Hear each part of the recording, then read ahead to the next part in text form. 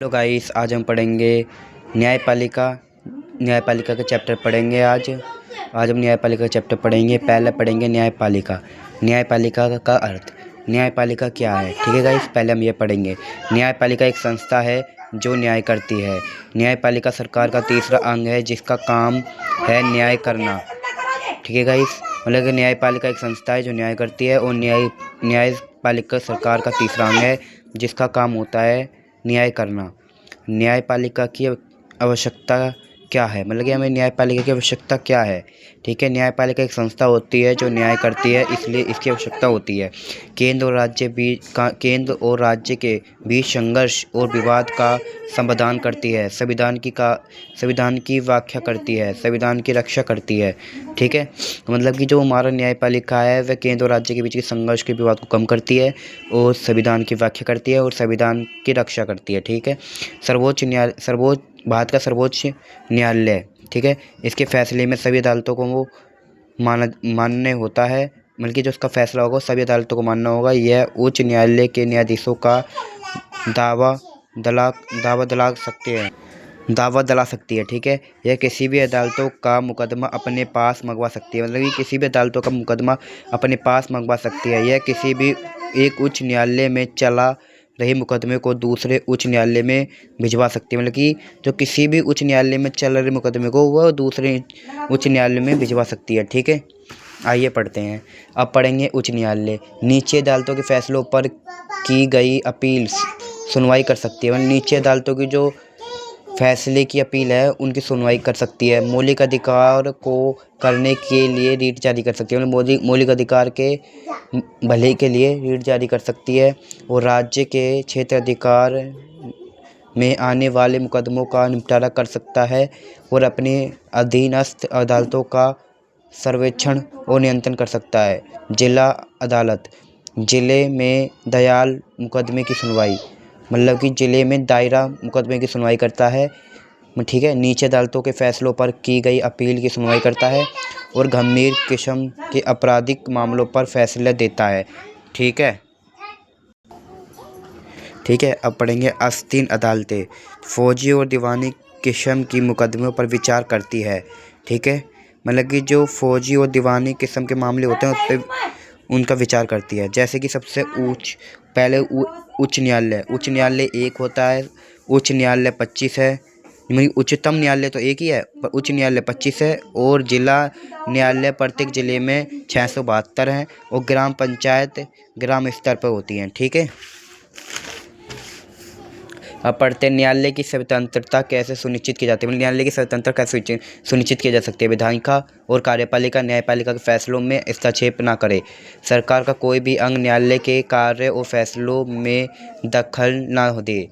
न्यायालय बिना किसी भेदभाव के स्वतंत्र और निष्पक्ष फैसला दे। न्यायालय किसी सुनिश्चित के मामले में विधायिका को सम्मिलित न किया जाए और वकालत और अनुभव को महत्व दिया जाए और न्यायाधीश का कार्यकाल सुनिश्चित किया जाए। ठीक है, मतलब कि न्यायाधीश का कार्यकाल सुनिश्चित किया जाए और न्यायालय किसी में पक्ष निष्पक्ष न करे, सब में निष्पक्ष फैसला दे। ठीक है, अब न्यायाधीशों की नियुक्ति।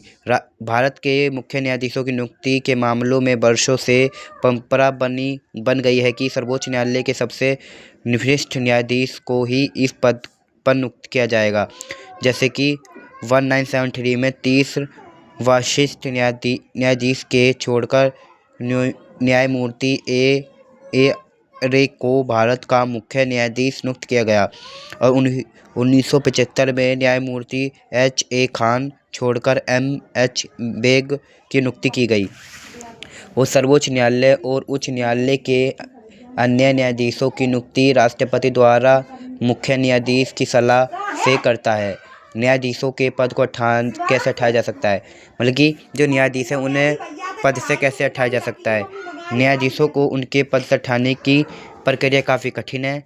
कदाचार साबित होने पर अथवा अयोग्यता की दशा से ही उन्हें पद से हटाया जा सकता है, मतलब कि न्यायाधीश को हटाने के लिए उन्हें या तो उन पर कोई आरोप हो, ठीक है, जैसे आरोप लगाया जाता है तो अब वो भी ऐसे ही नहीं हटेंगे, उन पर उनकी वो आरोप सिद्ध करना होगा कि इन्होंने यह करा है। जैसे कि न्यायाधीश के विरुद्ध आरोप पर संसद में एक विशेष बहुमत होना चाहिए, मतलब कि जो न्याय संसद में जो पेश किया जाएगा उसमें कम से कम एक विशेष बहुमत प्राप्त होनी चाहिए। जैसे कि उदाहरण के लिए ले लो, 1991 में भी रामस्वामी पर आरोप लगाया गया था कि सार्वजनिक धन का निजी इस्तेमाल किया है और इस कारण संसद में 108 सदस्यों ने न्यायाधीश के हटाने के प्रस्तावना पर हस्ताक्षर किए, परंतु यह कोशिश नाकामयाब रही।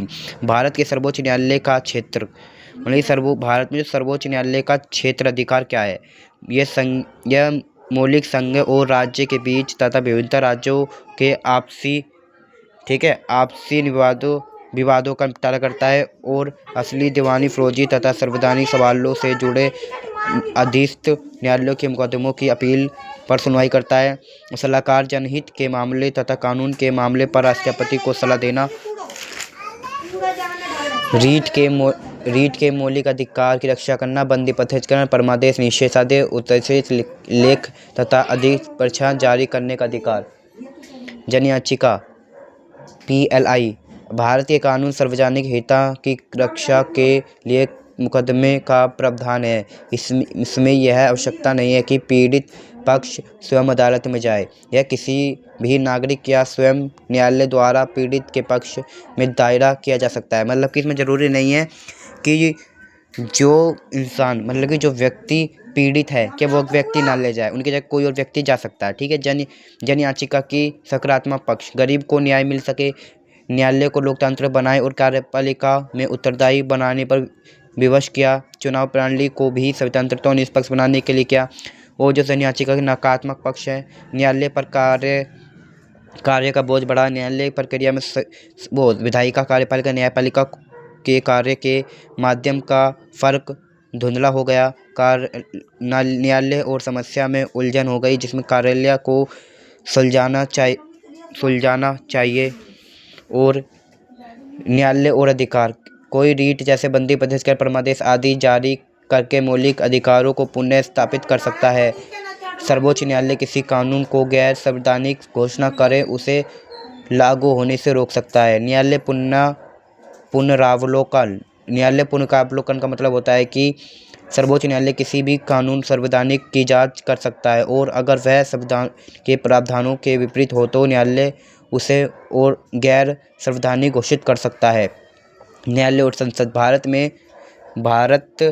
भारत संविधान में सरकार के प्रत्येक अंगों का एक स्पष्ट कार्यक्षेत्र है।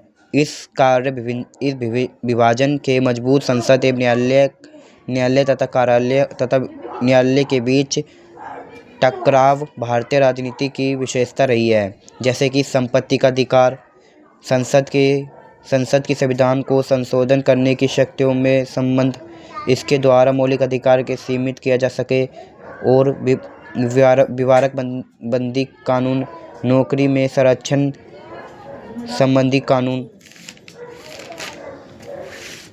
जैसे कि 1973 में सर्वोच्च न्यायालय के निर्णय, संविधान एक मूल ढांचा है और संसद संहिता में कोई भी इस मूल ढांचे से छेड़खानी नहीं कर सकता। संविधान संशोधन द्वारा भी इस मूल ढांचे को नहीं बदला जा सकता। मतलब कि ऐसा कोई कानून नहीं बना जाएगा जो संविधान के मूल ढांचे को के खिलाफ हो, मूल की प्रस्तावना के खिलाफ हो, ऐसा कोई कानून नहीं बनाया जाएगा। संपत्ति के अधिकार के विषय में न्यायालय ने कहा है कि यह मूल ढांचे का हिस्सा नहीं है इस पर पुनः चिंतित प्रतिबंध लगाया जा सकता है। न्यायालय ने यह निर्णय लिया कि अपने पास रखे कि कोई मुद्दा मूल ढांचे का हिस्सा है या नहीं। यह निर्णय संविधान की व्याख्या करने की शक्तियों पर सर्वोत्तम उदाहरण है। संसद और न्यायालय के बीच विवाद के विषय बने रहते हैं। संविधान का व्यवस्था करती है कि न्यायालय के आचरण पर संसद चर्चा नहीं की जा सकती, लेकिन कुल अवसरों पर न्यायालय के आचरण पर उंगली उठाई गई है। इसी प्रकार न्यायालय ने भी कई अवसरों पर विधायिका की आलोचना की है। लोकतंत्र ने सरकार के एक अंग दूसरे अंग की सत्ता के प्रति सम्मान बहुत जरूरी है। मतलब कि एक सत्ता के प्रति दूसरी सत्ता का सम्मान बहुत जरूरी है। ठीक है गाइस, अगर आप नोट करना चाहे तो नोट कर सकते हैं। ठीक है गाइस, नोट करना चाहे आप नोट करें।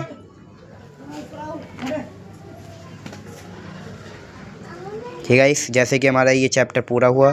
अगर किसी को कोई डाउट हो तो कमेंट करें, उसे कमेंट 100% दिया जाएगा। ठीक है गाइस, मिलते हैं नेक्स्ट वीडियो में।